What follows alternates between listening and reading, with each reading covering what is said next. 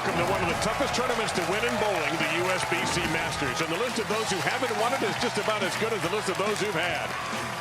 Not a championship yet in this event? Bill O'Neill, he's going in the Hall of Fame.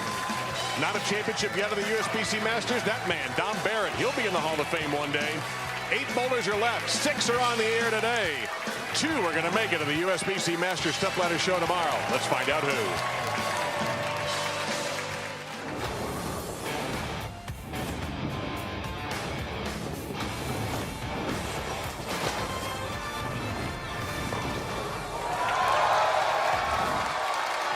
Michigan bowling audiences are the best. Stubler Arena, Thunderbowl Lanes in Allen Park, Michigan. Welcome to the USBC Masters on FS1. 6 bowlers today, but here's a couple of guys you're not going to see today. The #1 seed, Gary Haynes, and the #2 seed, 3-time champion, Anthony Simonson. They have the day off.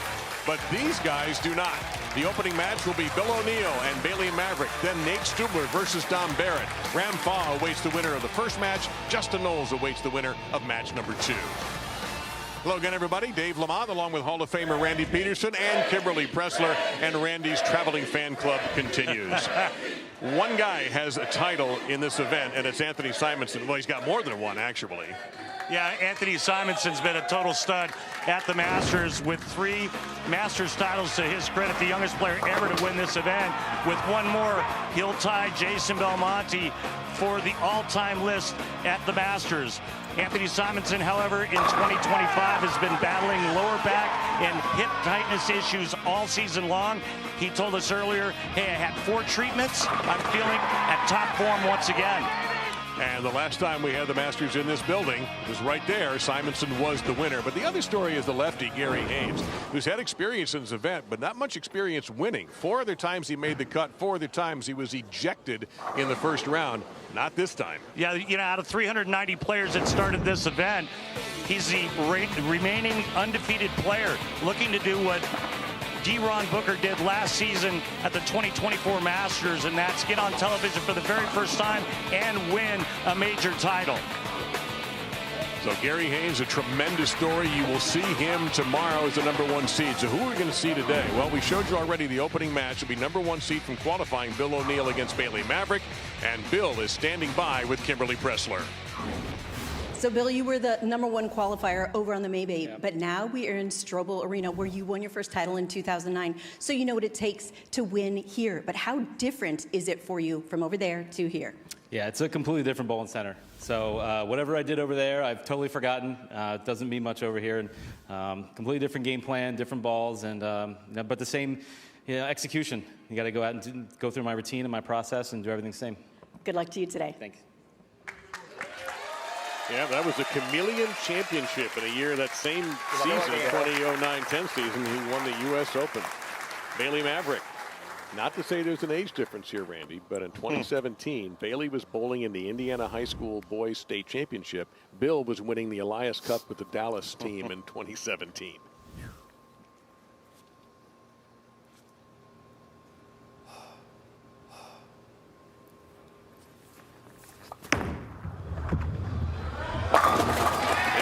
Start, calm the nerves a little bit for Maverick.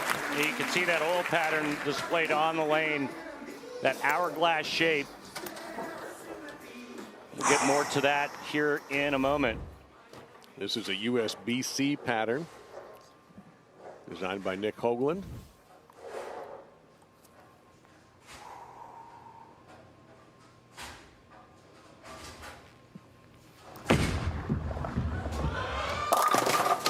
And a little bit through the nose for Bill, a makeable spare. Just the 3-6. And speaking with all the players, and you mentioned Nick Hoagland, who is the lane pattern development specialist. There is a great emphasis on execution and shot making on this pattern. A fairly lower scoring pattern than what we typically see week in and week out on the regular PBA tour. And particularly after what was going on in Reno with so many high scores and so many 300 games. Yeah, and honestly, I like this. This is a major, and majors should be hard. They should be hard to win, and it should come down to execution, shot making, spare making, as we take a look at Bill's arsenal going with Black Widow 3.0. got surface on that ball. The right lane we need to watch for. It looks to be just a little bit tighter down lane for the players. And there, see the gorgeous 9 just get ejected by the ball there at the last second. 9-pin just got mugged. And that beautiful roll release of the soon-to-be Hall of Famer Bill O'Neill. Watch the ball just catch a piece of the 9-pin. 15 PBA Tour titles, 3 majors, but the USBC Masters, not one of them. As for Bailey, he's looking for his first national title. Going with Hypnotize. Hit me, hit me. Yeah. Ooh. All right. Good shot. He liked it immediately off his hand. You could tell by the way he stepped to the right after letting go of that shot.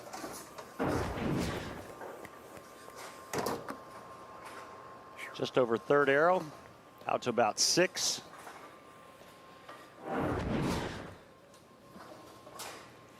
Saw Bailey earlier this year on TV at the Roth-Holman doubles.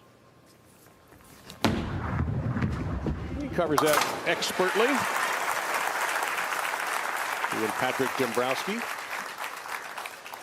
If any of the pros on today's show bowl a perfect game, everyone in America can receive a free game of bowling courtesy of Go Bowling. To pre-register, visit gobowling.com and sign up for the Go Bowling Free America promotion.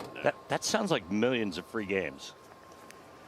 I love the idea. I wonder if it'd be great if millions of people did it. First off, we got to get the 300 though. And if my memory serves, I think we only had one 300 in this event. What's the re-rack?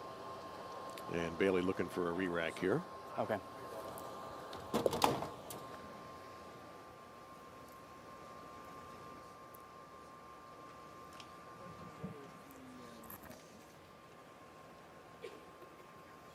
Oh, they are investigating whether or not he may have crossed the foul line. And that looks like a foul. Yep, sure does. There is a line judge there. Fouled on that spare shot. Okay. It's a foul. Okay. It is a foul. So take away the spare. Good. Damon Chiraco of the USBC making that determination.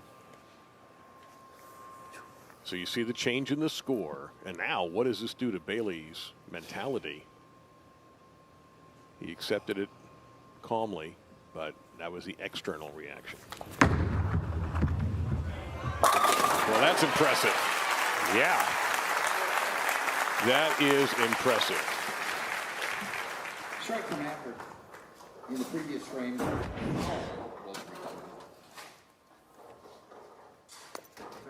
Unfazed. That was quite the delivery after being notified he just fouled. Yeah, you think about it. You're trying to win your first national title. It's a major. You're bowling a guy who's going to be in the Hall of Fame in a few days, really. And that happens to you. And O'Neill gets a ringer.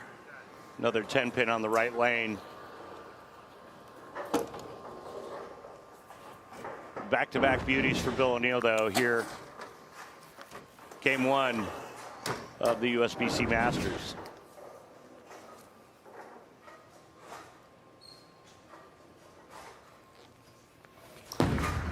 And make it 38 for 38 for Bill. Let me take a look at today's oil pattern presented by Kegel, powered by Kegel.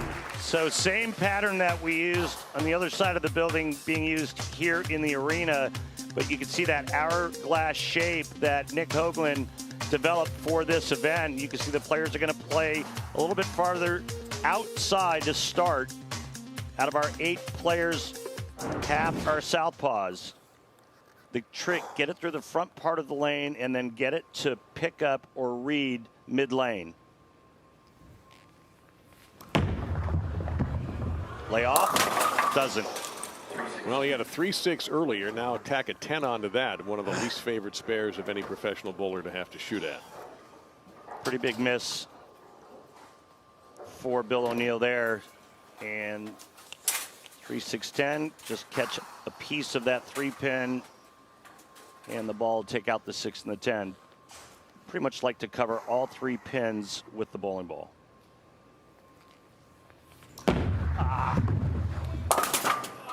And a major error there by Bill. And an opening for Bailey Maverick here in the midpoint of the match. Now I think he's going to get a re-rack. And Bill knew within a split second that was an errant delivery. Yeah, as soon as you let go of it. And Bailey Maverick went through that grinder of the tour trial. Such an incredibly demanding event last year. 4 different centers, 4 different patterns. And to come out of there with the exemption, and we had Ryan Barnes do it, Tim Foy Jr. do it, among others, and Bailey here able to do it. You know, when Bailey's not bowling on tour, you know who his boss is back home? I do know who his boss is. We'll tell you in a moment. Survey says EJ Tackett. He actually works for EJ, Ronnie Russell, managing a few pro shops. He actually visits the shops, multiple shops, and takes care of whatever they need. I got another interesting nugget about Bailey that I'm just going to leave dangling that I'll tell you when we come back from commercial. It's quite fascinating. wow. That is how you cover a 3-6-10. Perfectly. Let's just say it has a little bit to do with practice. Practice? Yeah, you know that word. I do. So you know where we get all of our great stats week in and week out, right? I love these guys. From our dear friends at Lane Talk. You want to be a better bowler, want to throw more strikes, you want to increase your scores? Here are the Lane Talk guys. Hey, Robert. Robert and Thomas. Yeah, Robert and Risberg, Thomas. the CEO, and Thomas Ellingsbo, the CMO of Lane Talk. Of course, our friend Magnus involved with all that. Magnus is here, yeah. Yeah, love those guys. They're so important to us. Oh, man, Bailey Maverick with a powerhouse uppercut. And again, for more information, head on over to lanetalk.com and download the free app. Now O'Neill coming off the open in the 4th, looking to rebound. Just down by 3. Won the Roth-Holman doubles earlier this season with that guy. Their second, the combination we know as Bilmo. There you go. Yep. And the beauty of Bill's experience and, of course, his talent level is he's not going to panic in a situation No. after making a bad shot. So both players have dealt with some early adversity as we approach the halfway point. Maverick with a foul on a spare, and then Bill chopping the 3 off the 3-6-10. Both came back with strikes.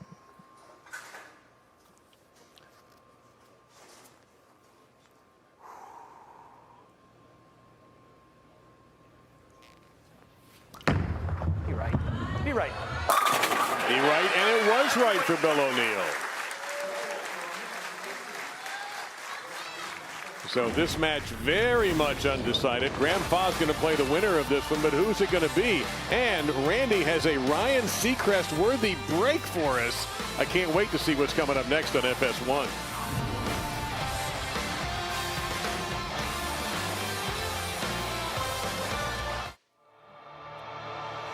The PBA on FS1 is sponsored by the United States Bowling Congress. The USBC is working together to build a future for the sport of bowling at all levels. Visit bowl.com today to find out more.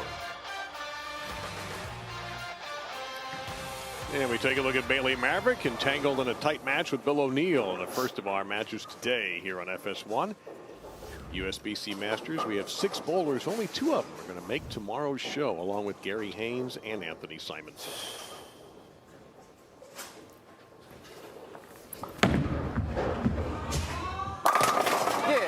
Nice shot out of commercial. And now the lead back to Bailey Maverick. Let's go down to the floor and talk with tour rep for Bailey, Dino Castillo, PBA champ. Hey, Dino, what did you guys discuss during the break? Well, during the break, he was battling the approaches a little bit. So we just made sure that we cleaned his feet off and make some good shots. So really working on this right lane because it's having a hard time carrying. All right, Dino, thanks. And, you know, clean feet, very important. That's why. Oh my gosh. He just got two. Take a look at where this was, if I can actually draw on the screen properly. Have you ever drawn a 2 before? No. Maybe in 25 years I probably have, but it goes right in between the 310 and 2 back, and he was working on a double, so he loses all that count. Well, I guess we found out where the out of bounds is. What a cover. Wow. There's only one thing you can say after that shot. That's the first time I've ever done that. This is a clean wipe presented by Dude Wipes. Well, you heard him say it's the first time he's ever done it, and the nugget on Bailey was how much practice he used to do as a youngster. Get this, the most games he ever bowled in one day, 119 games. How old was he? He was 14. Wow.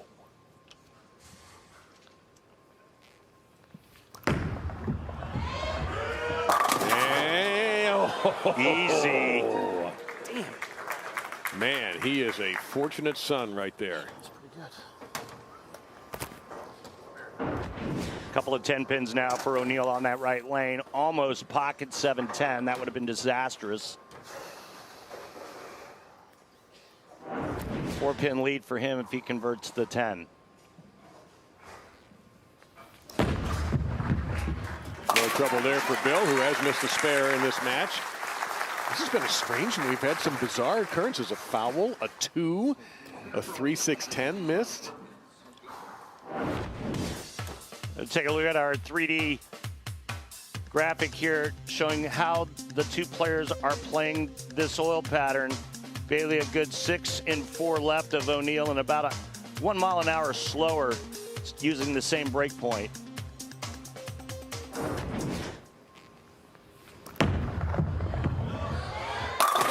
And still you get the feeling, Randy, this match is coming down to the 10th. Come on. Sure shaping up that way, isn't it?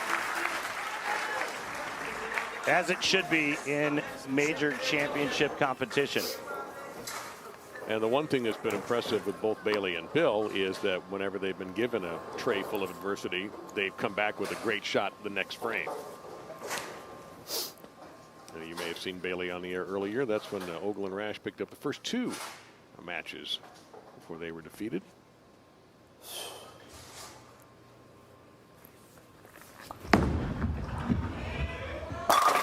Yeah, really nice. Again, with the impressive ability to kick the adversity away comes up again. All right, Red. We've seen it time after time, show after show with the youngsters, the new players coming out and just really making themselves known, doing things that rookies and first-timers shouldn't be doing. They come out like they've got all the experience in the world. And there's so much talk about, well, there's YouTube now and all of the stats and the numbers and everything that's available, all of the tournaments that they're able to bowl. They just come out on tour and they're tour ready. Pick up. And it does pick up. This is only Bailey's second appearance on TV in singles. Yeah. And he's bowling like it's his 25th. Max score, O'Neill can't be shut out. See if he can get by the right lane. Only 1 of 4. Good news is he gets to finish on the left. Needs strike in the 9th, 2 and 7 in the 10th. And that's executing.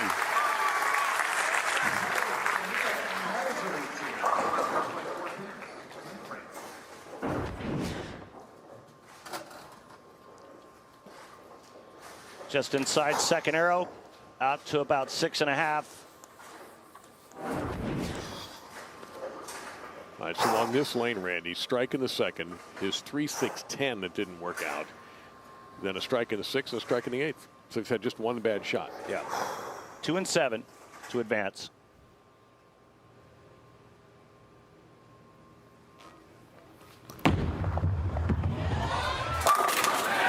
of the 2.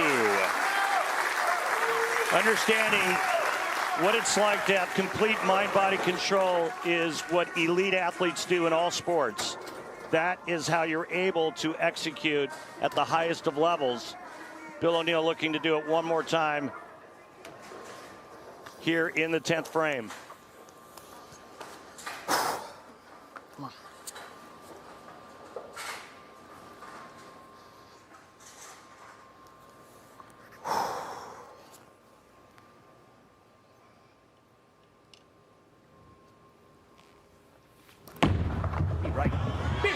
Is it right?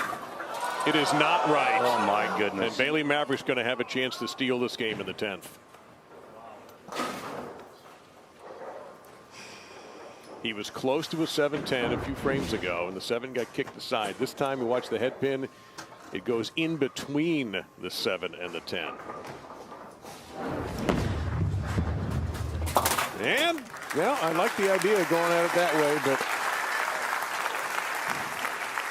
Pretty good. Yeah, that was really good. Needs 2 strikes and 2 pins. well, we know he knows how to get the 2. Good call, Dave.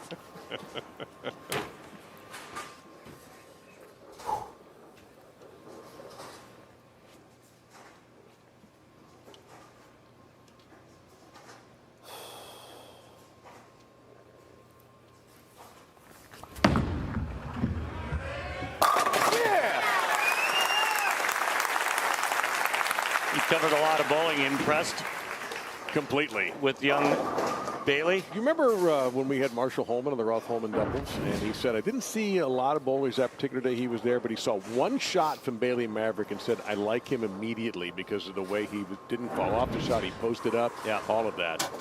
Can he do it one more time? Got to have this one. The 2 shouldn't be a problem. Going out on a limb. You bold son of a gun, you. Here's the tough one, obviously. The winner of this will sit the next game out and take on Graham Fach. If it wasn't for the foul in the 2nd frame, this match would be over.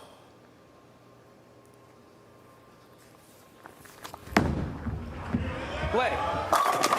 Oh, no! Man. Oh!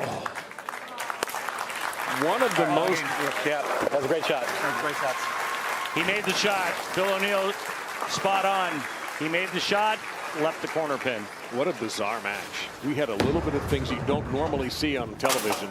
A foul, a 2, 7-10, Feels really good. missed spares. You be proud of yourself. And again, the foul is the difference in this match. And right? the count on the 2 also. And that. He lost a bunch of pins on that count. Unbelievable. So who's next? That man, Dom Barrett. He'll take on Nate Stubler in the next match as they try to get ever closer to being in that USBC Masters final tomorrow.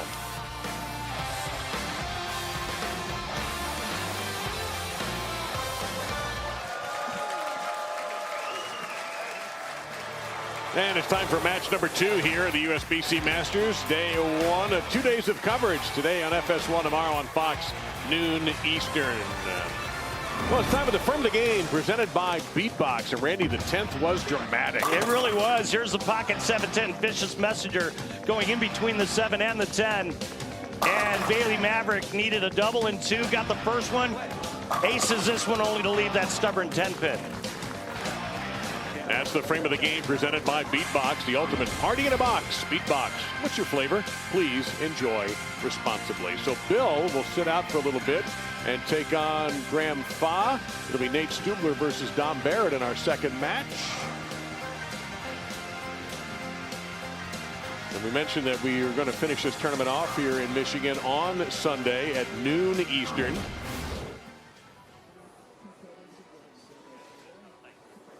And we already know that Gary Haynes and Anthony Simonson are on the show. The USBC Masters coverage for the 3rd major of the year will conclude tomorrow right here from Thunder Bowl Lanes in Allen Park, Michigan. Anthony Simonson won the last time we were in this building. He has 3 USBC Masters titles, tied with the great Mike Albee and just one back of Jason Belmonte.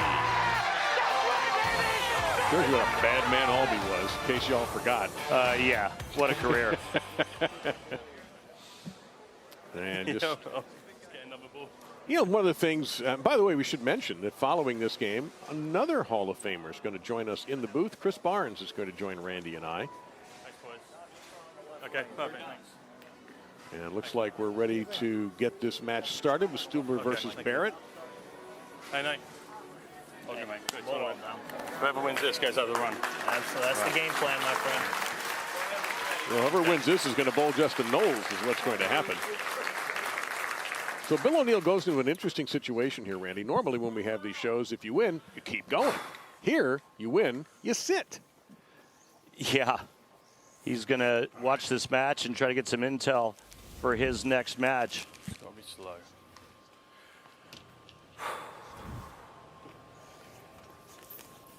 Now, Randy, Dom said something interesting. Most of the time, I hear bowlers say, oh, I went too fast, I got too fast, I got too fast. He just said, don't be slow.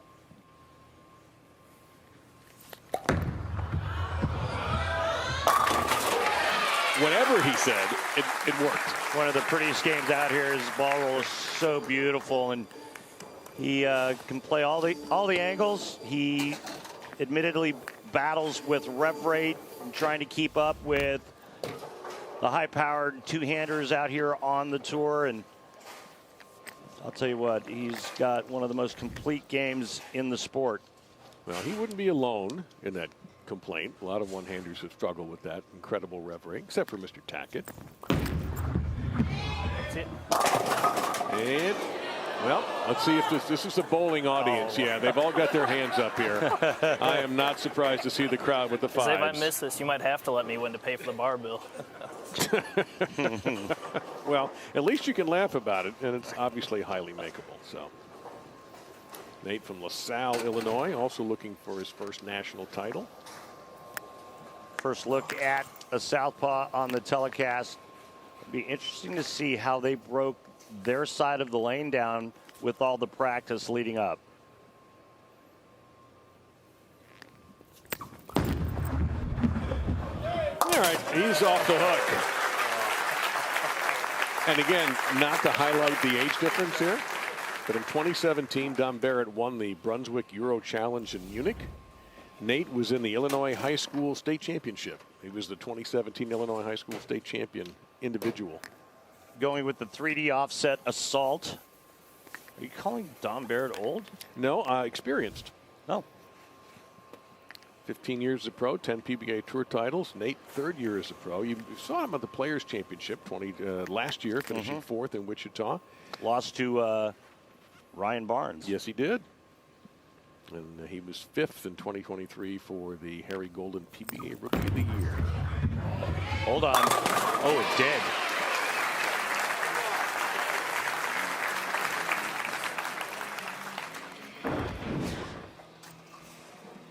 He's got that hand way to the inside part of the bowling ball and then just unleashes on it. The foul line comes up and out of it. That heel comes off the ground. Watch that right at the foul line.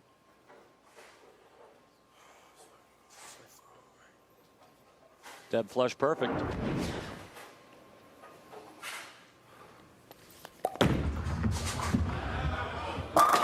Dom right on top of it with a double. Second this season at the Pete Weber Missouri Classic. Lost to E.J. Tackett. But like you mentioned at the start of the show, destined for the Hall of Fame. Yeah, he's won the PBA World Championship, the U.S. Open, and the PBA Tournament of Champions. Also going with 3D offset assault. Players using very strong equipment. Yeah, that's a very strong strike and a three-bagger for Dom to start things off. He would be the first European to win all four of these majors. He is the first European to win the Triple Crown. And he would be only the fourth to own a Grand Slam should he emerge victorious. But he's got to get through today first.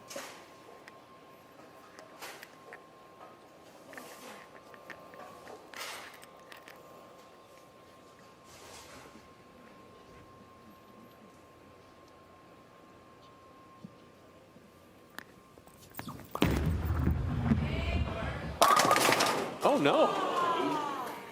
It happens to lefties, too. What? I wasn't talking about that. Another lefty hater.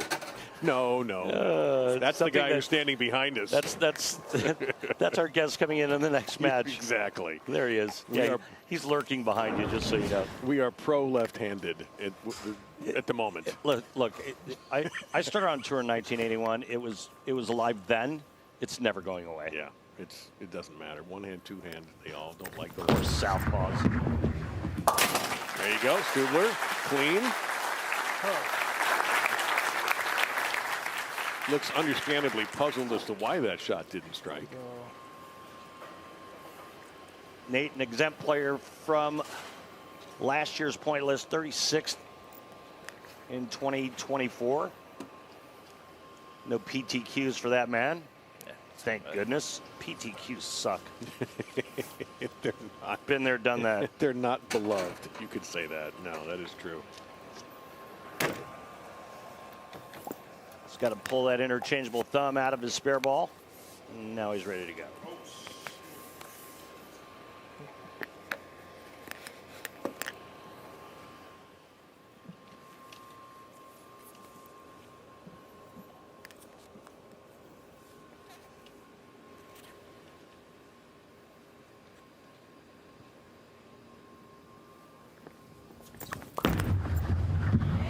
See? And that one will leave him makeable, but still a difficult 3-9.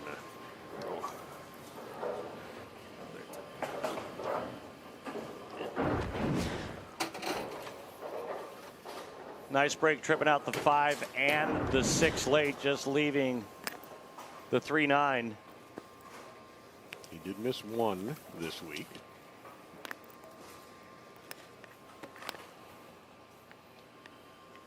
By the way, Hall of Famer Jason Couch, who's watching the telecast, just sent me a text. He wanted me to pass along to you right after this. Okay.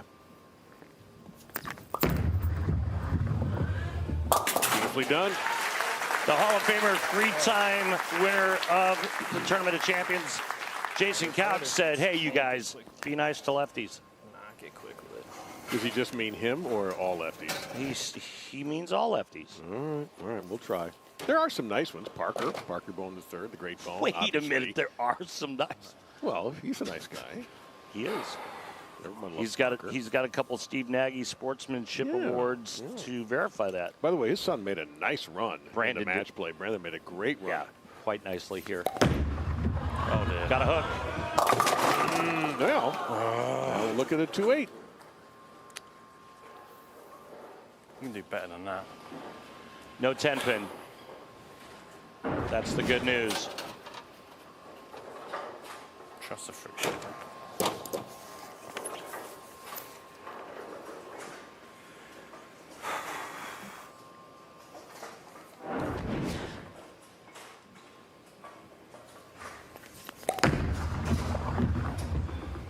And that's perfectly done. There's textbook from both the left and the right of how to deal with those sleepers. Yeah. Good cover for both. Roll it. Okay. Come on.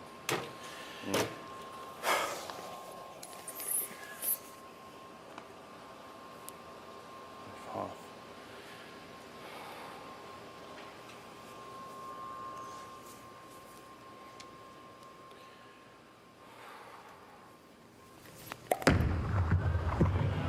And that looks pretty. Ooh, good. Almost 7-9. Have to throw it at some point. I'll be honest, I thought that shot was flush. It was high flush. Yeah, Watch this. It's gonna. The ball goes right by the 9. Got to match play and lost his very first match and ended up in Contenders purgatory. he did defeat Jason Belmonte. He did, but he also told me coming into today, he says, I feel like I'm still in the loser's bracket. Round it. Well, and for those who don't know what we're talking Overcompensated. about, this is not a typical Good tournament shot by on the any means. That one was You just- have qualifying first, and then the 63 bowlers plus the defending champion who gets an automatic, in this case, D-Ron Booker. And then you get in a match play, and it's best of 3, and it's high score. It's not win 2 games, you move on. It's total score, just like that. So you see what Nate did. He had a great qualifying and then stayed in the winner's bracket until Gary Haynes, who was the #1 overall seed, knocked him down. And this is the guy who knocked out Brandon Bone in a very exciting match. Wow. In every one of his matches, he shot over 700 for the 3 games, and that's pretty strong, especially on this difficult 44-foot Masters pattern. He's only missed the pocket once. Got that shaker 5 in the first. 8-pin, now 7-pin. Left the 3-9 in the 4th. And the other thing is when you are driven into the contenders bracket, a second loss and you are out.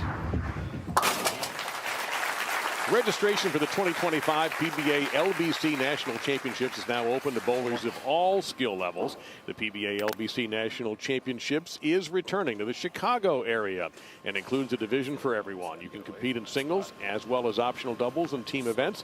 Even combine your scores with the pros. Enter today at PBA.com. I'm going to see if Chris Barnes wants to bowl doubles with me. We've actually done pretty well in doubles competition. Yeah, that would work. That would work. We won a regional doubles once. I believe you. In Florida. I would like to see that. At Jason Couch's father's center. Which is where? In Orlando. Okay, cool.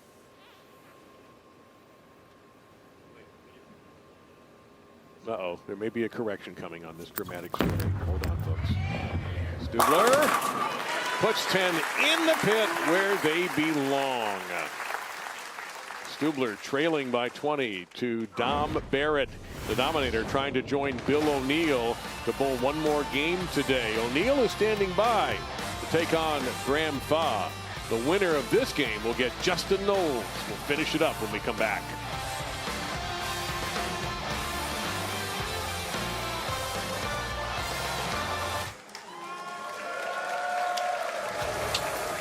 You take a look at that beautiful trophy there that will go to the winner tomorrow on Fox, noon Eastern time. Could be Dom Barrett, could be the man in the background there, Nate Stubler. We already know that Anthony Simonson and Gary Haynes are on the show tomorrow. Haynes the #1 seed, Simo the #2. Come on, roll it. Slow. Now I know what he meant by being slow. He wants to slow roll this thing.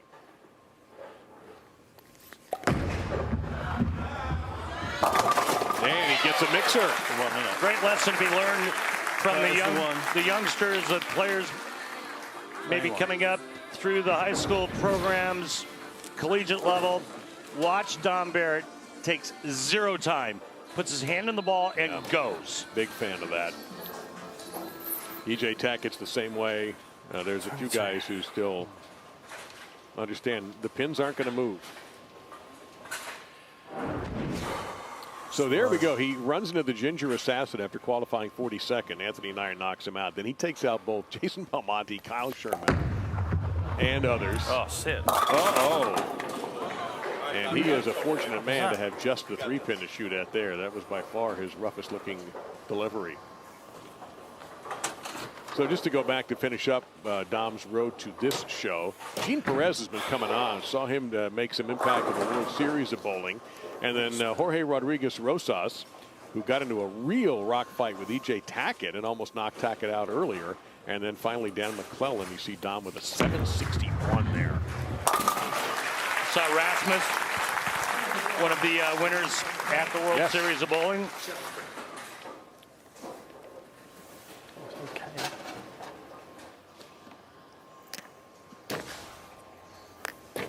Long, hard fight to get to this point for Dom Barrett. Man, once you lose in the first round at this event, it's contender purgatory. All right, so this lane has been purgatory for Stubler. 9 spare, 9 spare, 9 spare.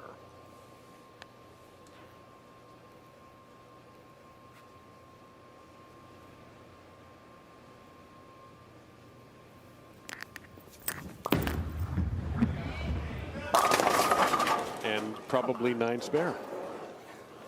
At the end of the pattern. And you just heard him say that thing is dying out at the end of the pattern. Yeah, and that's affecting his carry. So is that an equipment issue? Yes. Your advice to him would be another ball? Well, he's got a lot of surface on the ball he's using, so that's going to cause it to read early. And when the ball reads early, it's not going to have a lot left after it comes off the end of the pattern. So in choosing the right ball, you're trying to create a little left and right of target so that if you do miss, you've got a little bit of mistake room. But also, you're trying to get your ball to go through the pins properly so that when you do hit the pocket, you strike. Too much surface, if the ball reads too early, it's going to affect pin carry. Vice versa, if the ball's too clean through the front, it's too violent coming off the end of the pattern, that's going to affect pin carry. He's 0 for 4 on that right lane. Left lane seems to be okay, but again, right now it is a carry issue for Stubler. Just one miss in terms of pocket in the fourth.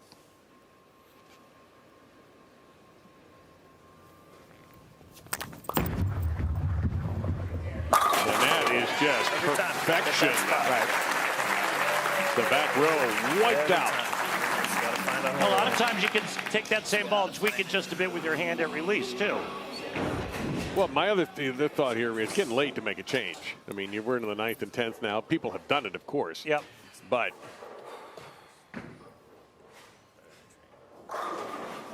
if the ball's reading too early, a little bit more side rotation will get it clean through, a little cleaner through the front. You want it to start a little bit sooner, a little bit more roll. Beauty. Just a classic game. Well, round 1 of the college basketball crown starts Monday on FS1 with Utah versus Butler at 3 Eastern. George Washington and Boise State at 5:30. Nebraska versus Arizona State at 8:30. And Georgetown v. Washington at 11. The college basketball crown, it's Monday on FS1. And again, watch how little time Barrett takes once he puts his hand in the ball. Second at the Weber Classic a month ago. Watch this now. Let's see where he's putting his feet, puts his hand in, gets set, and that's it. 3 seconds through his first step. Oh! Yeah, I thought that might be just a whisker high. That shot there held on for a long time, Dave. And that was a move left on that left lane. Look at the max scores. We may be headed for a tie.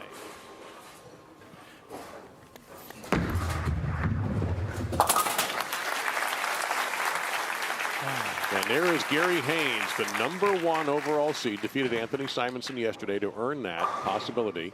1 game for $100,000 for Gary tomorrow in his first national title.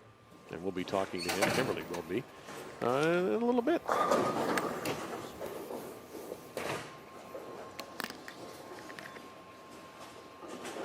So a tie, anyone?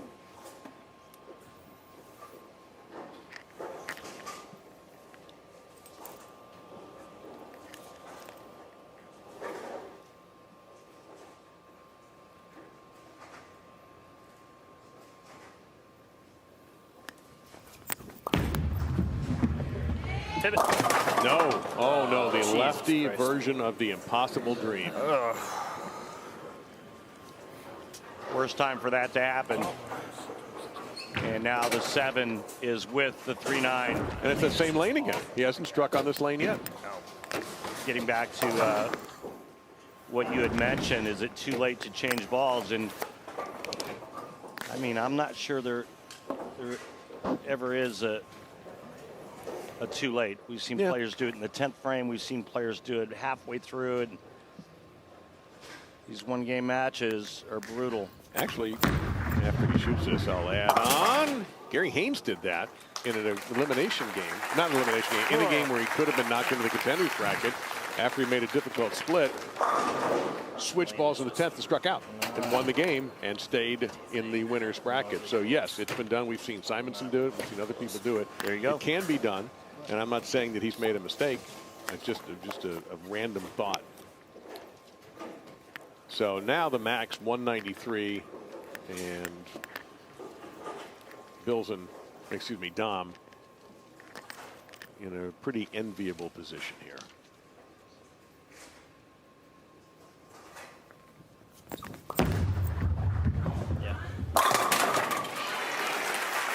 If only he could have carried that karma to the other side, this would be a different match for Nate. Oh, my Lord. So coincidence or not, our two most accomplished bowlers and most experienced have moved into their next matches. Dom Barrett will be moving on. He'll take on Justin Nolles. And our next match will be Bill O'Neill, who already won one. And his opponent will be Graham Fach.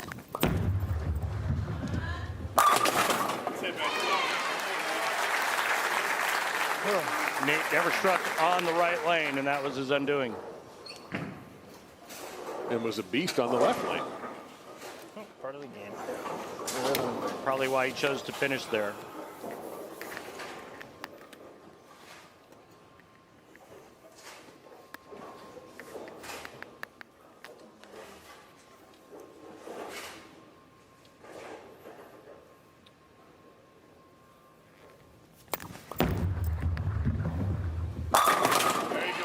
Well, definitely the better of the two for him, obviously. So a strong Masters for Nate Stubler has come to an end. Just bowl well.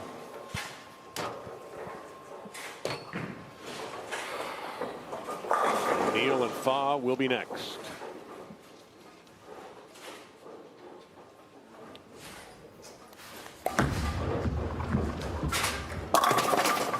So Dom Barrett has moved on. He'll take on Justin Nolles following our upcoming match. Hall of Famer Bill O'Neill takes on Graham Fach in our third match today. The winner of that will be on tomorrow's show, so plenty at stake for the real deal and the lefty Graham Fach. Coming up.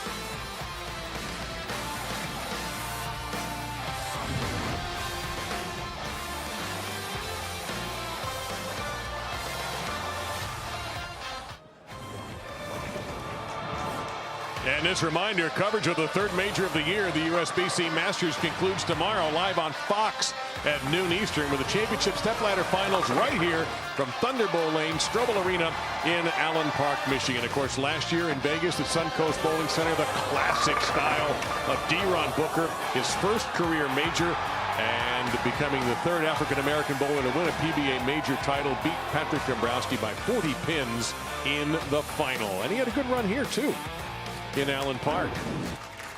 Now, we may have a first-time Masters champion with our current #1 seed, Gary Haynes. And he had to defeat Anthony Simonson in order to earn that #1 spot. Those are our Bowl TV highlights, Randy. And Simonson wasn't very sharp in this last game, though. Well, he had a lot of distractions going on with things around him, and it really affected him, especially with his spare shooting. Missed a couple of single pin spares that cost him the match. And he just wasn't himself. He was distracted, he was irritated, and it certainly showed. Lack of concentration will always get you when you're shooting a seemingly easy spare. So that loss puts Gary Haynes in the #1 spot, and he is standing by with Kimberly Pressler. So, Gary, the first game in this tournament, you bowled a 147, but now you are the lone undefeated player, the #1 seed of a major championship. How did you make that happen? Honestly, bad games happen. I fought back, but honestly, the last game in the qualifying was probably the biggest turnaround for my week. Short breakdown, left a 2-4, 7-8, 10, somehow made it and tripled to be in match play.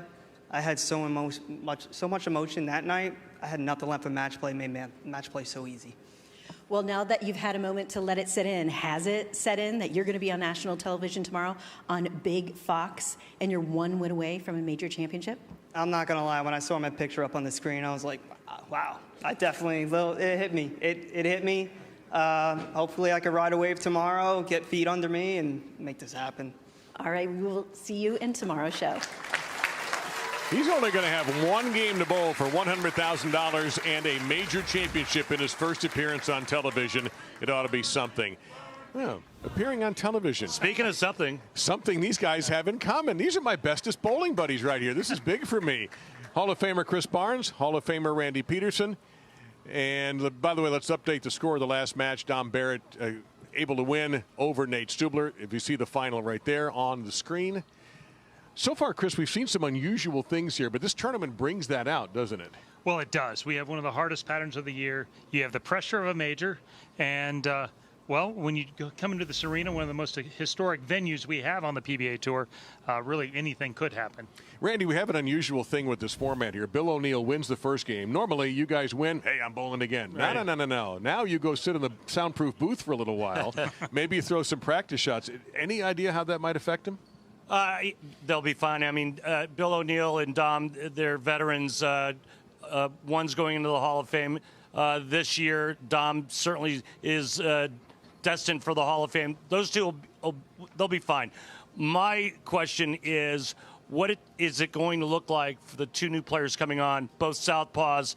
Left side of the lane with Stubler looked actually pretty good. Are they going to have an advantage heading into the next two matches? And remember how tough that right lane was for Nate. We'll see how it works for Graham Fach in his match coming up with Bill O'Neill. But first, speaking of questions, it's time for Go Bowling, presenting our episode of Kimberly Pressler's Pressing Questions. What's the worst thing that a bowler has seen written about himself on social media? Kevin, what is the worst thing that you've read about yourself on social media? Oh, can't tell you that one on live air. Sorry, everybody. Oh, that list is a mile long. Lately, they're on, I look like a little kid bowling that just got out the shower. I guess they don't like this hair. Well, I mean, is that a bad thing that you look young? No, I guess it's okay. You know, the clown of the PBA, you know, honk honk. What is the worst thing that you have read about yourself on social media? Somebody once said I was a nice guy. You are a nice guy. Matt, what's the worst thing that you have read about yourself online? That I have big eyes. When I was younger, they used to hurt. Now I find them quite funny. Did you ever read anything and were like, wait, this is not true whatsoever? Maybe, but most things are probably true that you read. For every nasty thing that I read about myself, I have, 1,000 really positive and wonderful, fans. So thank you very much for following me and saying the nice things, to the ones that say the nice things. I won't even ask my partners what the worst thing that's ever happened to them. We're going to watch Bill O'Neill and Graham Fach. Chris is going to join us in the booth when the USBC Masters continues on FS1.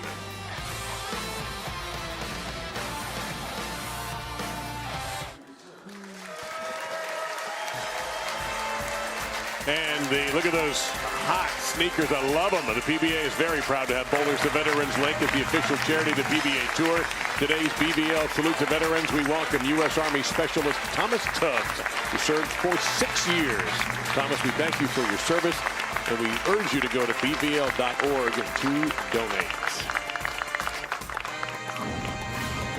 All right, so we've got Bill O'Neill in a wild match with Bailey Maverick, winning by 2. Then Dom Barrett finishing off Nate Stubler. Stubler just could never get the right lane down. Now it's Bill O'Neill versus the 16 seed Graham Fach.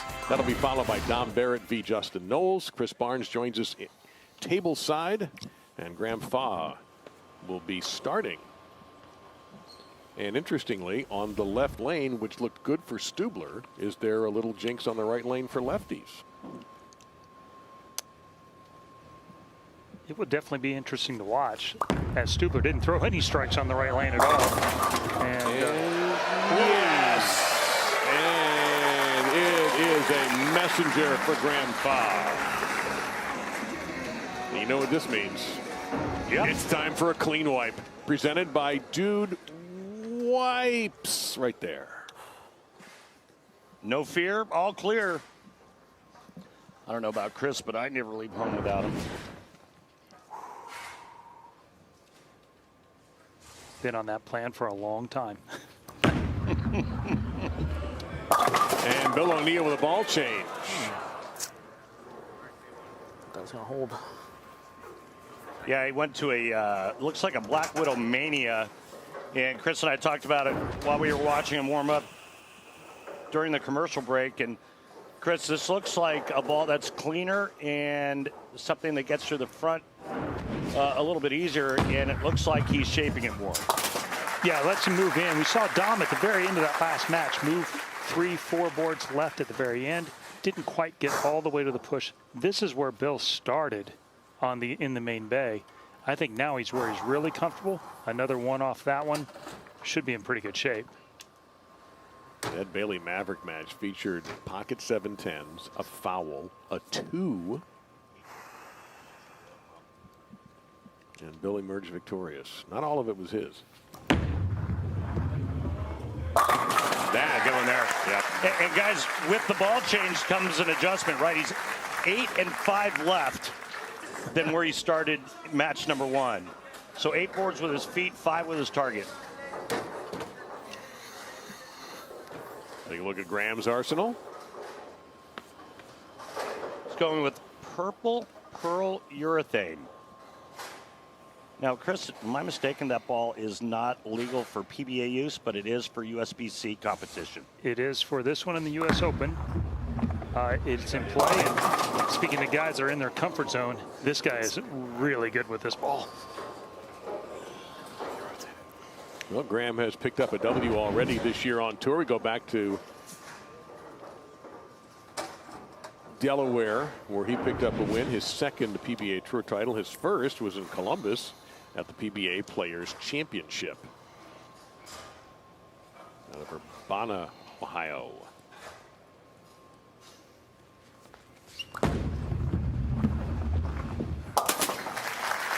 So let's go back to the great Mid-County Lanes and Entertainment in Middletown. He was the number 3 seed, took out Jacob Buttrick in an all-lefty final, 277 to 200. Took him on 3,261 days in between PBA titles. And, of course, he became the first Canadian to win a PBA Tour event in 2016 when he won that Players Championship. And Chris, we kind of saw this coming from his from his great play at the League Series.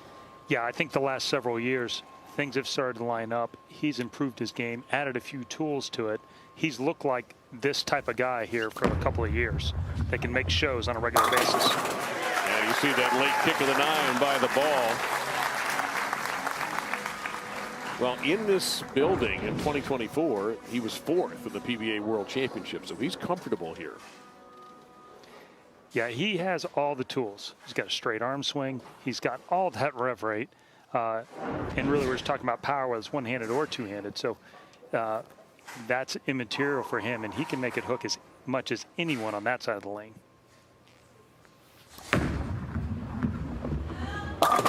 And, late collapse on the 4-9 for the real deal. It's always a nice break to trip the 4 and the 9 when you're working on a strike, and O'Neill does just that. You can see him inching closer to that middle arrow. That's a pretty big move from his first match. Yeah, and there was a whole game in between plus practice, so he got some more shots, which allows you to make that bigger move with a few. But he's left a 9-pin. He's moved the 1 off that. Still high again. He's got to make a pretty decent move. The middle of the lane is really flat over here in the arena.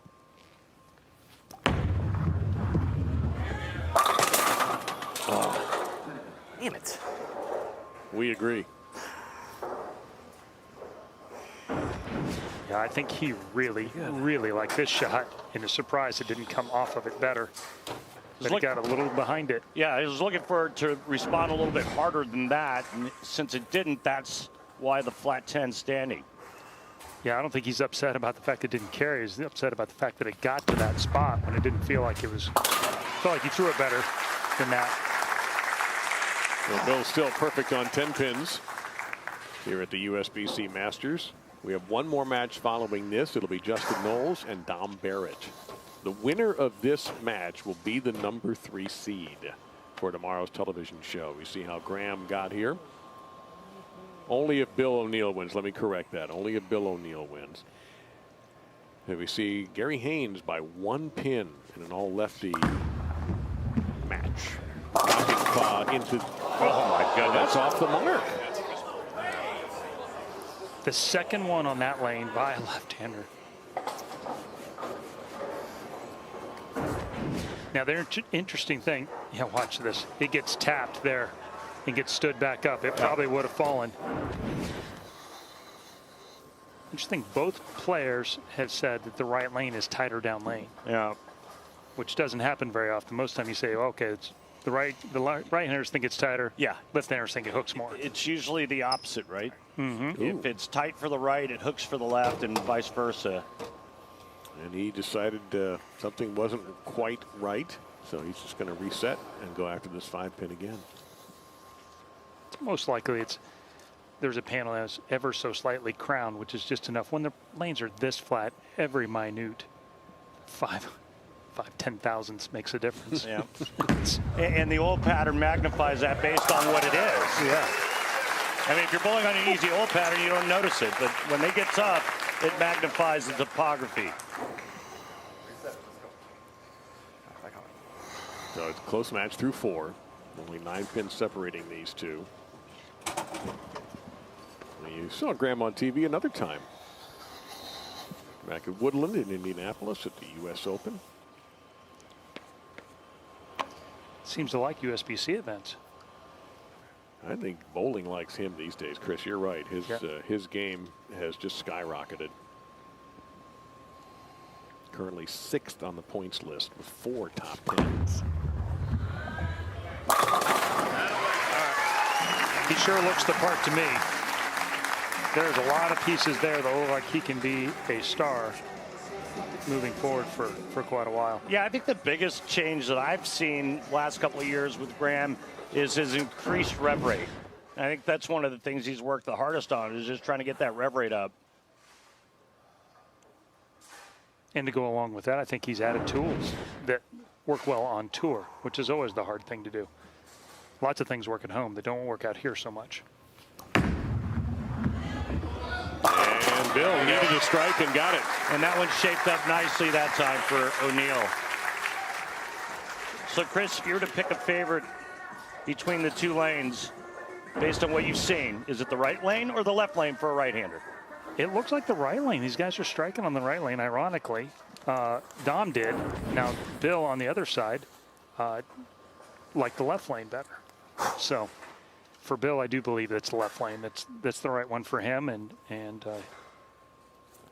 he's going to get to finish on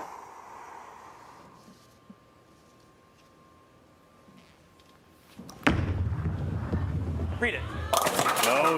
No mixer there, and that's a bizarre lead, really. You don't see that one very often. Lazy down the lane, the shot before it, Chris, and then once again, this time just coming in light.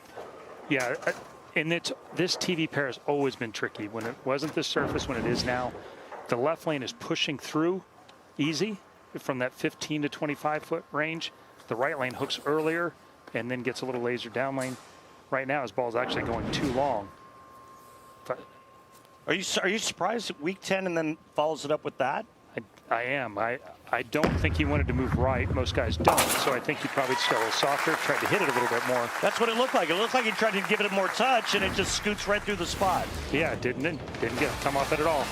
Bill O'Neill, Graham Fach, one of them is going to make this show tomorrow. One of them is going to end up having to watch it. We're going to find out who when we return to this match on FS1.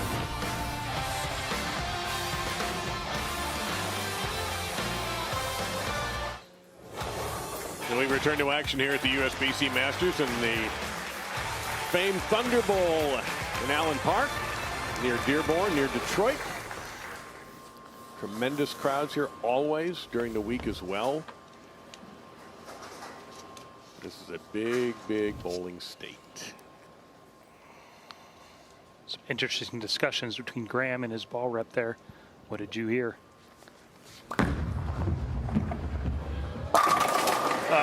What did I hear? Yeah. Well, I heard the same thing you heard. He was talking with Dino Castillo, and I'm not really sure Graham was buying in to the discussion. He wasn't, but what he did decide on and what he ended up telling Dino is a lot like what he did in Delaware. He had the flat 7 thing going on.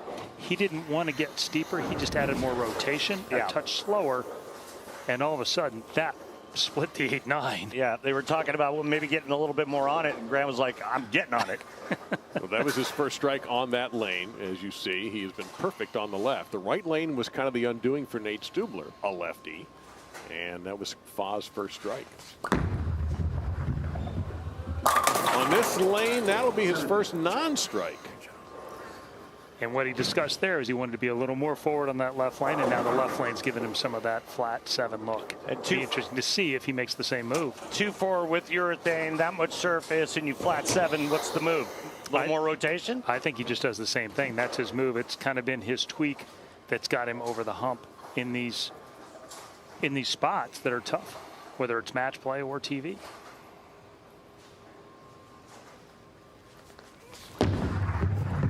Uh-oh. Okay. No problem, guys. Looked a touch Come on. scary at the beginning, just saying. Sometimes the corners on these TV pairs are a little interesting because no one shoots spares. Right. And then so, you know, there's been no shoes there. They just haven't blended out whatever they clean them with. As you may know, that's Chris Barnes joining Randy and I. Kimberly Pressler lane side, and our incredible FS1 crew here in Helen Park, Michigan. All even, guys.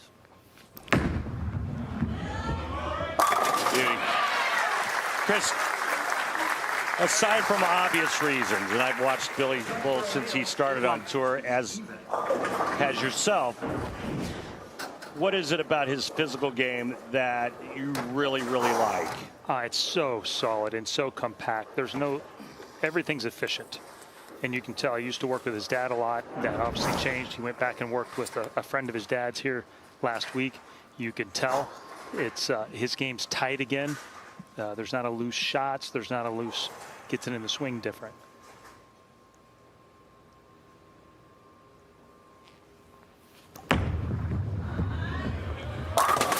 God, kidding me. Got the kick on the 10, but nothing on the 7. So, guys, in just continuing Chris's story about the family friend, Sam Nicole is watching Bill bowl the World Series of bowling. I asked Bill, I said, how was your World Series? He said it was awful. And then this guy, Sam, calls out of nowhere. He says, Bill, I think I know why you're not bowling well. So Bill goes home. Sam meets him at the bowl. They practice. And Sam just started reiterating what Bill's late father told him. And it all had to do with this push away. Most of us over the years have the same 2 or 3 things that kind of keep reappearing. Sure. And you don't feel it. It just gradually works out of a little bit out of sync. And we're talking about 3 inches of push away. Yeah. Tonight it's baseball night. Catch the Mets' newly minted superstar Juan Soto. I believe he homered yesterday as he leads the New York Mets against Jose Altuve and the Astros. Or the Braves take on the Padres. Baseball Night in America returns tonight at 7 Eastern on Fox. Check local listings for the game in your area. You talk about minor things that feel major, right? And he told me, he said, Randy, it literally took me 6 shots. 6 shots, and I was right back into the rhythm. He's been doing this for a minute, and he's thrown shots at a world-class level that 2 or 3 people in the world can do. I mean, come on, it's no different for you. You went through the same stuff. I went through the same stuff. I mean, it's always a small thing that you can't figure out. It takes another set of eyes to find it. That's why coaching's such a big part. Oh, my goodness, an explosive ringing 7. It's brutal. That's everything he was trying to execute that they talked about in the break. And that's not a flat 10 for sure. Welcome to the majors. So, 1, you got to get to the pocket consistently. 2, you got to strike when you get there. And 3, both of those being very difficult to do. And now is when it gets really tricky because they're not easy enough to go, hey, I'll just move 2 left or a little slower and get it to come off of it. They're hard. So, yeah, so guys, I mean, it's like if you're in the pocket, I mean, how big of a move can you make, right? Maybe micromanaging, maybe a slight adjustment with the wrist, with the hand, rotation, whatever. But it's not like you can just jump an arrow or 2 to the middle part of the lane and just open them up. Yeah, to your point, if it wasn't urethane, you wouldn't even be able to add the more rotation. Yeah. With his rev rate, he would hook 3 more. On this, it just hooks a little bit. He gets another 12 to 18 inches more clearance before it rolls off of it. We head into the foundation, and they're 1 pin apart.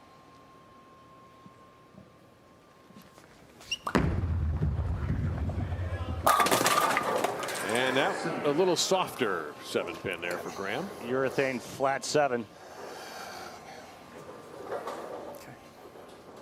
What have most people been throwing this week, Chris? Urethane or reactive? Almost no urethane.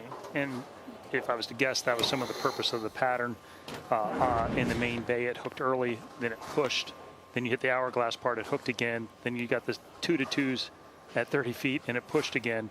And by the time I got through that many speed bumps, urethane couldn't hit. A few left-handers could do it, but not very many. And certainly not at the level that the guys that made the show. The guys that made the show, almost none of them threw it. A little Deadwood that made a long way out. Graham punishing that 7-pin. I didn't even hear it. O'Neill in the driver's seat as we take a look at our max scores. Remember, he was in this position in match number 1 and came up a cropper with a 7-10 in the 10th. He still won the match, incredibly. So, obviously, you know, we can't even count the times he's been in this lockout position, but he's got to execute.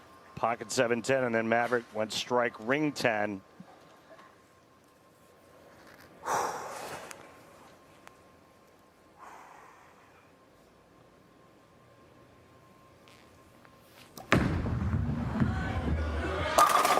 That right lane shaping up, guys. Just saying. He's done a magnificent job of managing what's normally the tougher lane of these two lanes.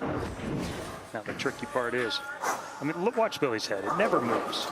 One of the great things about his game. I also like the way his finish, that hand is actually, the fingers are actually pointing to the right, which then keeps that elbow inside. It is one of his tricks, so to speak. Yeah. It kind of clears the front while still having, you know, a pretty high rev rate. Almost like Robert Lawrence if you were to walk it all the way back. Oh, goodness, yes. Strike 9 spare, and Bill will be bowling tomorrow as the number 3 seed. Oh, damn it. Way inside, guys. Well, if you're going to miss big, right? He wanted that one to hook earlier, and he started about his 4th step on that one. Come on, let's stay back. Come on. Yeah, exactly. Shoulder rolled forward. This is into the lane. He was going to make that one get around the corner. Got away with it. It's part of the interesting spectacle that's happened today on our show. And really one of the few bad shots I've seen Billy throw all week. Strike at 9. Strike 9 spare. It's a shutout grand fall. Got the strike already.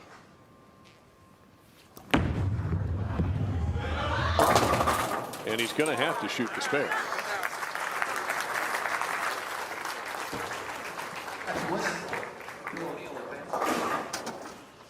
If by some miracle he doesn't make this, and I believe he's made every 10-pin he shot this week. Yep. It opens the door for Graham to strike out the tie. And we would have a 1-ball roll-off. It's a little further than 60 feet away, though, right now. It looks like about, you know.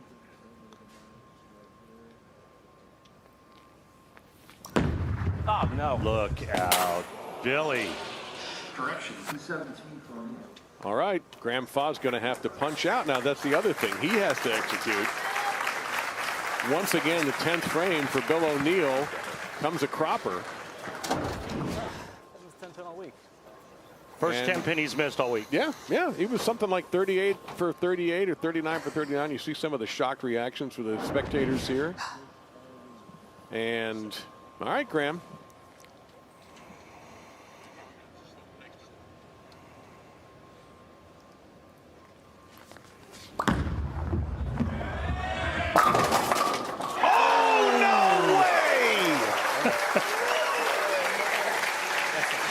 The big paw on that one.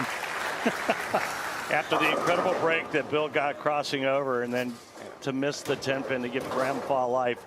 Graham Fach just nudges the 7 out on that shot right there. But he needs 2 more just to tie. Just to tie, and that's the thing for Bill. He has to accept the fact he's gonna have to bowl again. If Graham strikes out, Bill's got to throw that in the garbage and start with a 1-ball match potentially. Ring 7 last time, flat 7 that time. Was able to get it out. Does he do anything different on the shot, do you think? And I as tough as the pattern is, I think I would just try to execute as well as I could, not move or change a thing.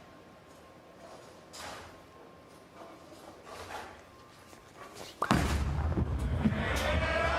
little softer, and he pays for it. Oh my heavens! Bill O'Neill is going to be the number 3 seed tomorrow. And maybe that was in the back of his mind, that late 7, but that was almost 1 full mile an hour slower than the last shot. It's almost impossible to not make any adjustment there, even if it's just subconscious. Thank you, Detroit. But what a great game he's bowled. Holy smokes. Can the next match, Dom Barrett versus Justin Nolles, match that? Let's find out. It's next.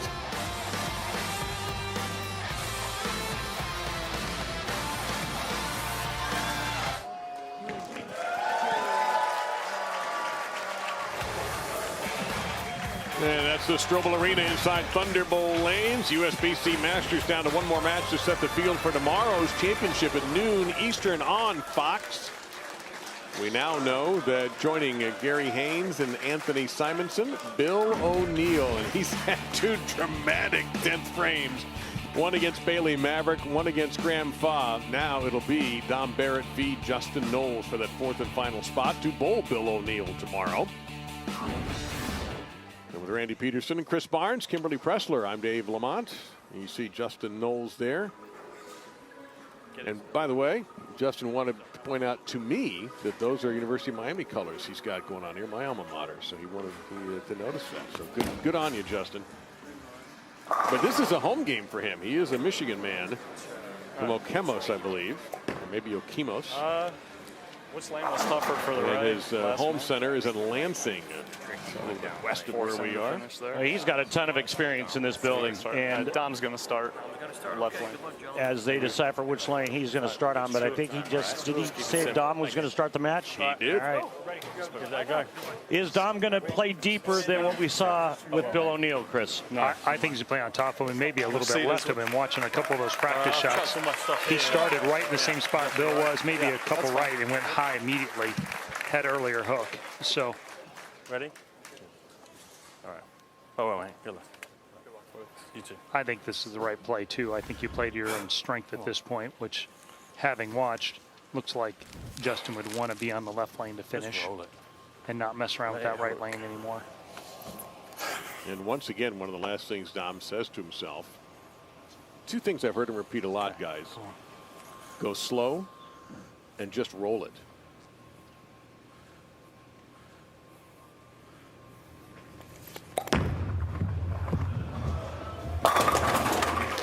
And there you go. So as the righties transition to the middle part of the lane, guys, who's got the advantage? Righty, lefty. From what I've seen so far, I would say right-handers. They're all through reactive. They're all through dual balls. They're all in approximately the same spot from Bailey's first game on. Everybody's kind of been 1 or 2 left of the guy before them, and so it should be developed. These guys are all on top of each other. Reactive following urethane is not always that much fun. And Justin Nolles gets a ringing 7 to start as he's looking for his first national title. The 7-pin on that lane for the left-handers has been troublesome, to say the least. It's obviously harder to get the ball to go through the pins. We've seen 2 5-pins. We've seen multiple flat 7s, and now we've seen a couple of ring 7s. Seems like an early good choice not to finish on that lane. All right.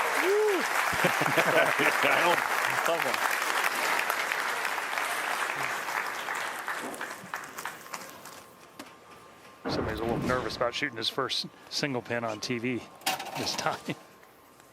6th place finish to start the season in Delaware this year, and also 6th in the Shark Championship of the World Series.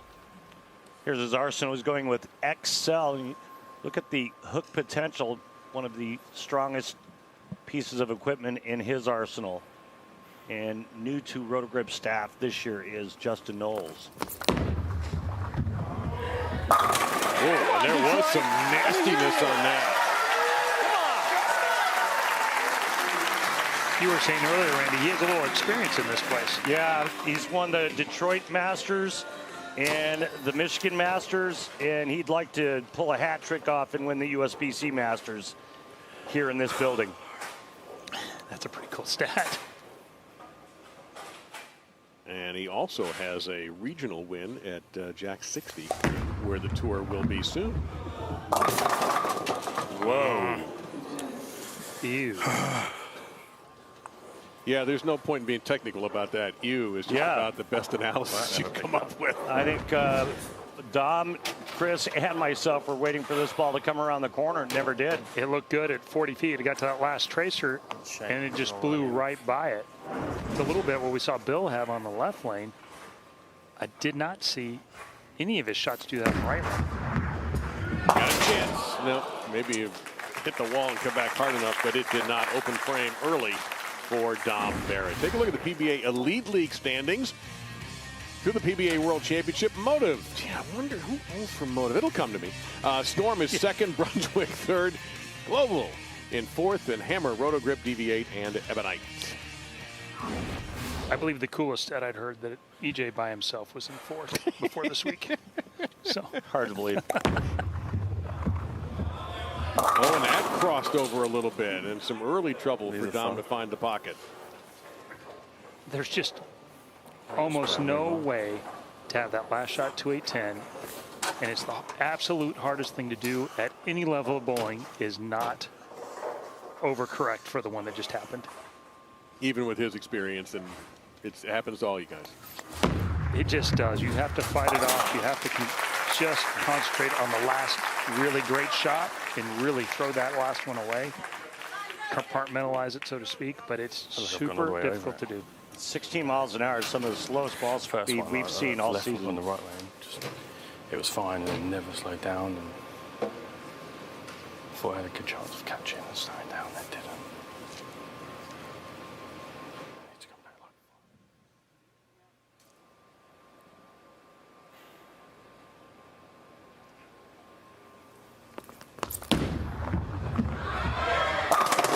He was into that shot. You could tell by his reaction that Justin was very fond of that delivery, and he should be. Talking with Justin earlier, one of the things he's been working on is trying to create more roll, more up the back to create a heavier ball roll, more end over end.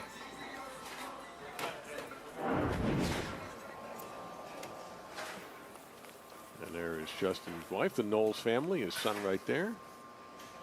Trying not to be nervous with the cameras on them. According to our friends at Specto, that was almost 40 RPMs higher, too. Went through him a little better. First shot might have been just a little bit of nerves. And that, oh my! Just wreckage on the highway. That shot's about a half board away from being the same 2-8-10 that, or 2-10 that Dom left on the other lane. Crumbles the bucket, gets a little scout to come over, bang, on the 7-pin. 2.5 miles an hour faster with his ball speed.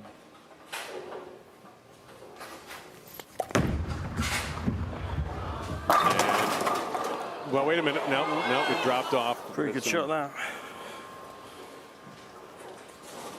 But pretty good at the moment. It's just not going to be good enough, and he knows it.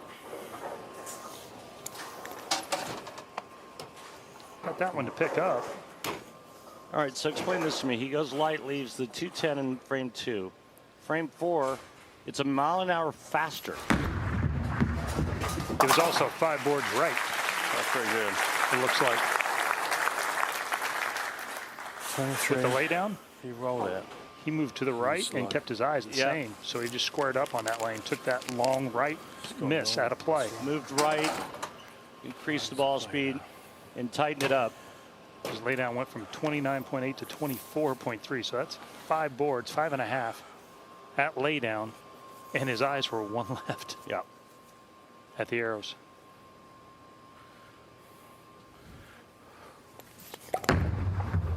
It's got to pick up. Did, but late.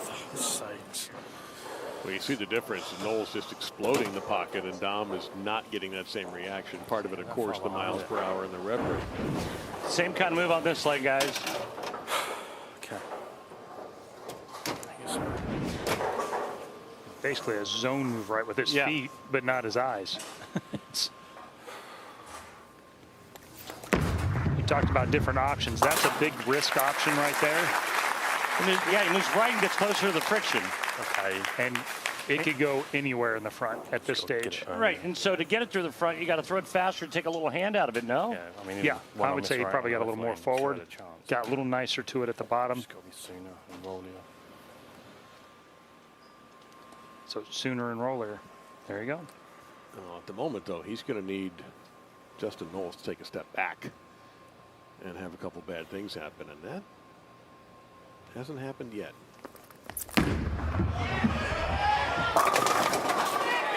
And again.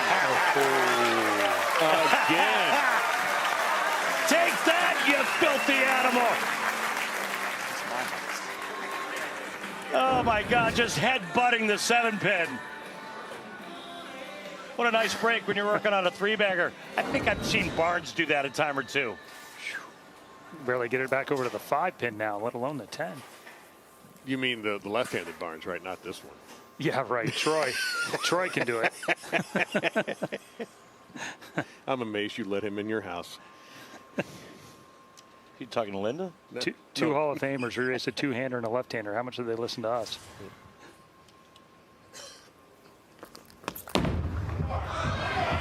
Man. That was a little more up the lane and behaved properly. Wow.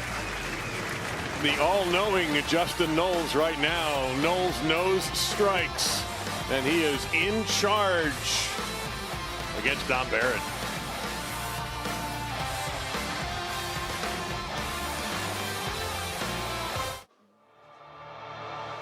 The PBA on FS1 is sponsored by Go Bowling.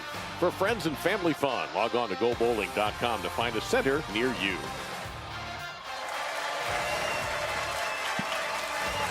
Well, Don Barrett's got a little bit of trouble here. A lot of it has to do with what you see with Justin Nolles there, 5-bagger, and some of those strikes have been insane with these messengers, and then he just blew the place up with his last one. So Dom trying to find some remedy, kind of like the Black Crows.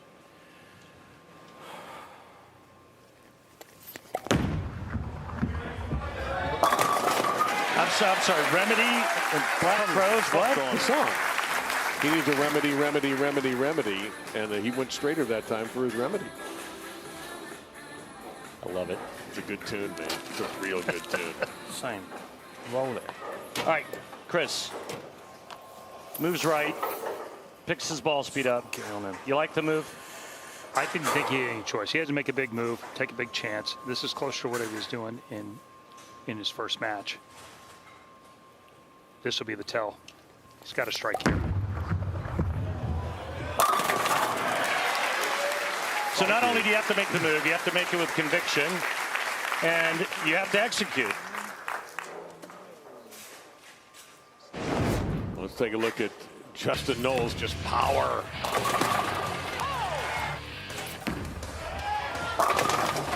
Wait. Yeah. Good. The Kembe Mutombo finger wave. Yeah, not today, Felicia. I like it. And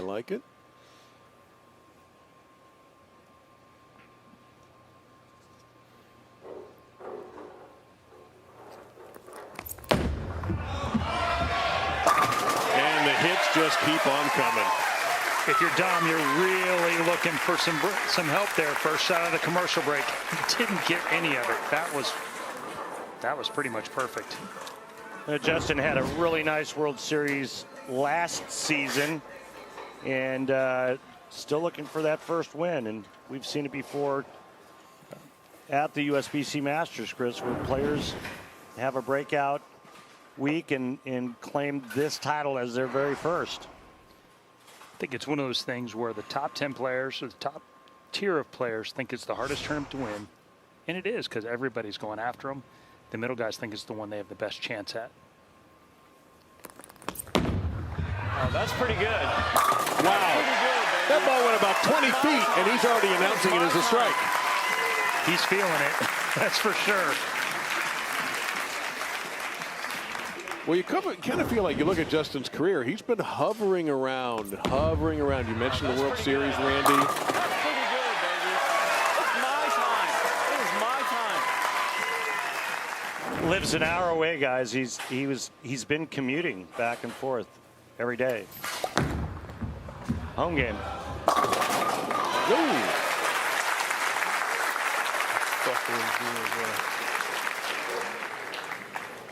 And we do want to mention coming up on FS1, the Minnesota Twins and the St. Louis Cardinals. Chris, I know you're a baseball fan. Which team do you pull for? Well, I'm a Rangers guy, but I think we're a long shot this year for sure. Of course, a fan of Mookie Betts. That was a shot Dom had to have. He has to strike every shot here to have any prayer. Pretty good one there. Well, the move is right. Yeah. And he's again, now he's lacing him. But he's going to need a bunch of help, and I don't think he's going to get any. This man here is locked in. Yeah, already on 250 pace. He basically just needs a mark at this point to lock things up, and he's feeling comfortable.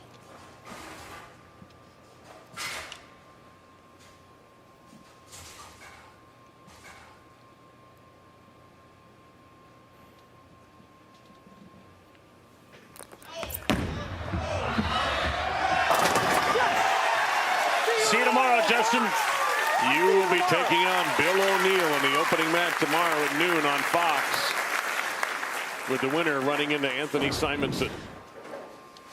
Needs all of 3 pins on this first shot. So I like his chances. It's really one of the finest games. Hey, this is what you paid the big money for right here. Wait, paid? Well, allegedly.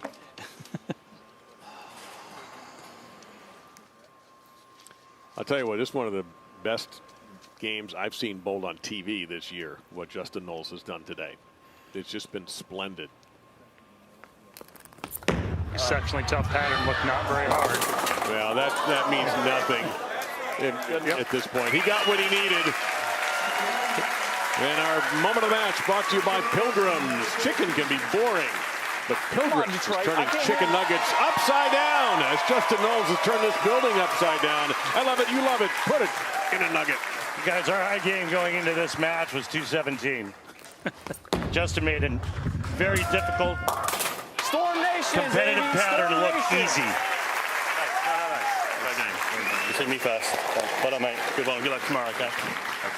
And Dom Classy, as always, in victory or defeat. Good job. On to tomorrow.